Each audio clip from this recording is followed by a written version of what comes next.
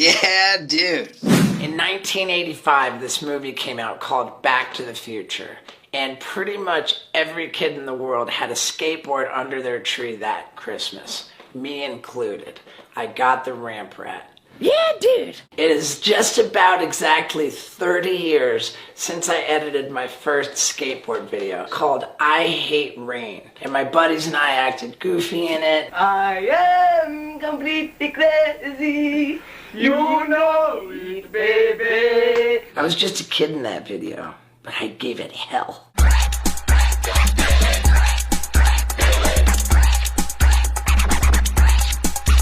It also included one of the most brutal slams I've ever taken on a skateboard, where I did a ramp-to-ramp wall ride.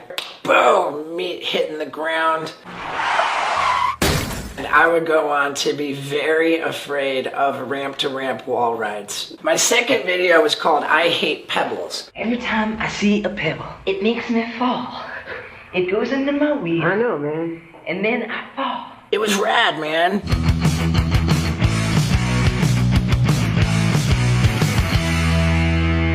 I was doing handrails, kickflips to 50-50 grinds, kickflips off ledges, kickflips out of manuals. I was a kickflip machine.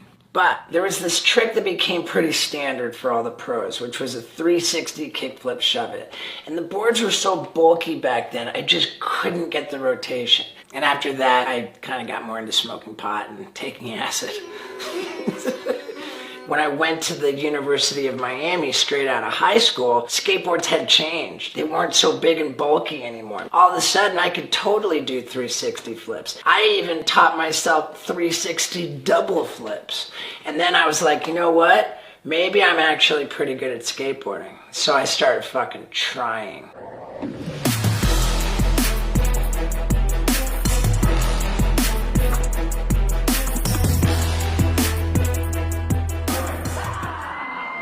I failed out of college. And so I moved out to Albuquerque, New Mexico to live with my sister.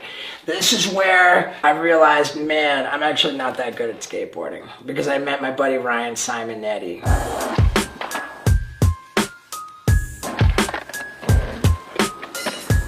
I realized I'm gonna have to put more time and effort into finding creative ways to light myself on fire.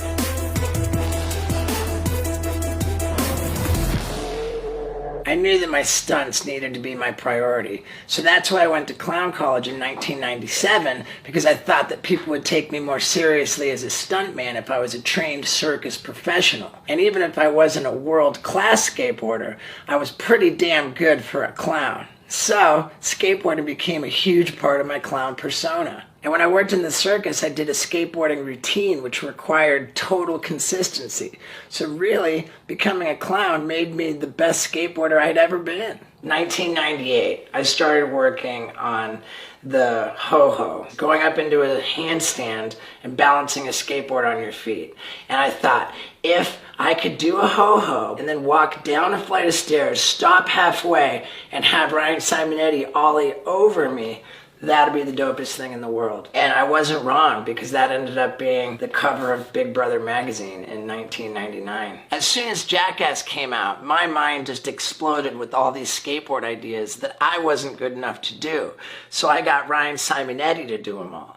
Like when we were on Lollapalooza tour, I got an extra tour bus and a U-Haul trailer so that with them all moving, Simonetti could jump from one to the other all the way to the ground. It was insane. And then we did the world's first moving jump ramp, and I bought an ATV just for that. The idea was to see if a stationary skateboarder could jump off a ramp if only the ramp was moving.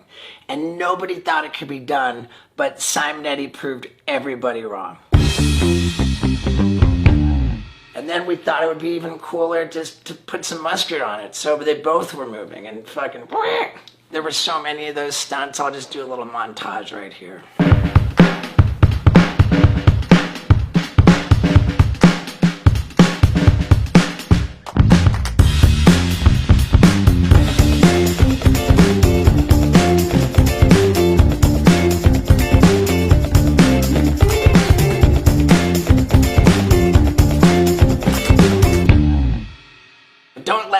you think I was done skateboarding, because I wasn't. Like, when I decided to do a double kickflip on the coffee table in my living room, landed it first try. That started my coffee table career. I did a drunken Ollie Impossible on the coffee table. I wonder why they call it impossible. At Tom Green's house, while in the middle of a nitrous binge, I did a frontside tail slide revert.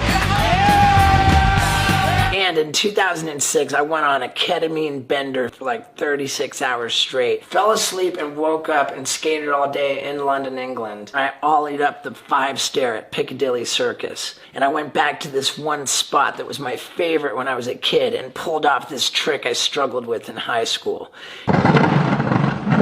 Yeah, dude! In 2007, the wheels began to fall off. I was trying to rap, I was breaking down walls in the apartments, building skate parks, which I didn't even really skate, it was just Simon Eddy, who lived with me, like, shredding it. And then in 2008, of course, like, I had to go to rehab because the drugs had gotten so bad. When I was in rehab, I was on fire for skateboarding. At the rehab, I did a pop shove it fast plant underflip. And on one of my very first passes to leave rehab, I went to go film the 360 double kickflip shove it on the coffee table, which is absolutely the best coffee table trick I've ever done. On another day pass, I finally made it around one of those darn corners in my skate apartment. Then I was on a mission to get my consistency back, so I skated the shit out of Hollywood Boulevard, which is when I met that kid Chandler. I love your freaking TV show. Yeah. Oh God, Steve out! Then in 2010, I tried so fucking hard.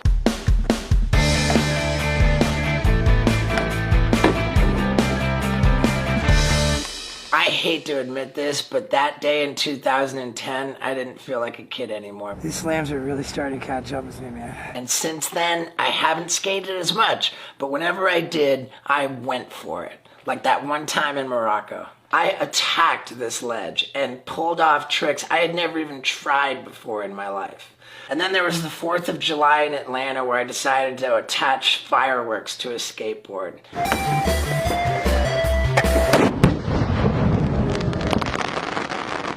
Of course, there was that video I made of me and a bunch of pro skaters skating my car.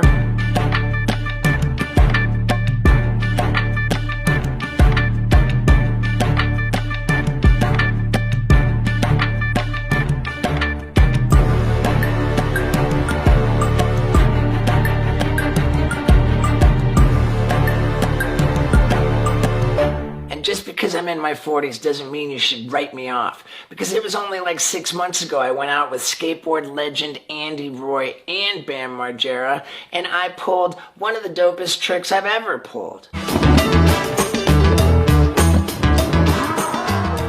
Now, with the 30th anniversary of my very first skate video upon us, you know I was going to end this with something special. So I took it back to the wall ride. The one where I ate shit when I was 15. And I'm going to try and recreate this picture that was taken of me in 1989. So I built these ramps to be exact replicas and went to skate them with Andy Roy, who pulled off the wall ride gap so easily. And I'm like gung-ho, I skate and just hit the corner and just go flying into the fucking wall. That was a scary crash, and it made me feel like this trick was cursed. So I said, you know what? Come on, Andy, let's go meet up with Tony Hawk. We can't go wrong. And you'd think Tony Hawk was like the best skater in the world, the way he just did it frontside like it was nothing. I was so psyched to be coming in behind the Birdman, but then, I shot out and bounced. My thumb is not okay still. I had to tell Tony Hawk that I was throwing in the towel. That was the most humiliating thing that has happened to me in like a year. I just couldn't deal with it until today. I met up with Wee Man. I said, dude, I love you, brother, and I gotta get this done. Something just clicked. I got pissed. I pushed the ramps further apart than I had had them this whole time, and I just fucking charged it.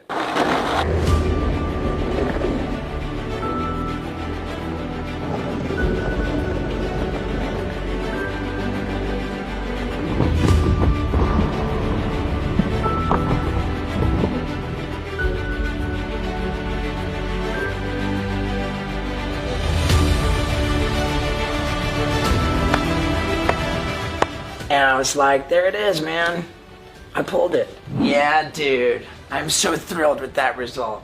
Almost as thrilled as I am to announce that episode 1 of Wild Ride with Steve-O, my fucking podcast, is live. The guest is Tony Hawk, and subscribe everywhere where podcasts are available. Apple Podcasts. It's on YouTube. Find it, man, because the shit is wild. Yeah. Fuck it. Oh, I'll put it in the comment too. Sweet.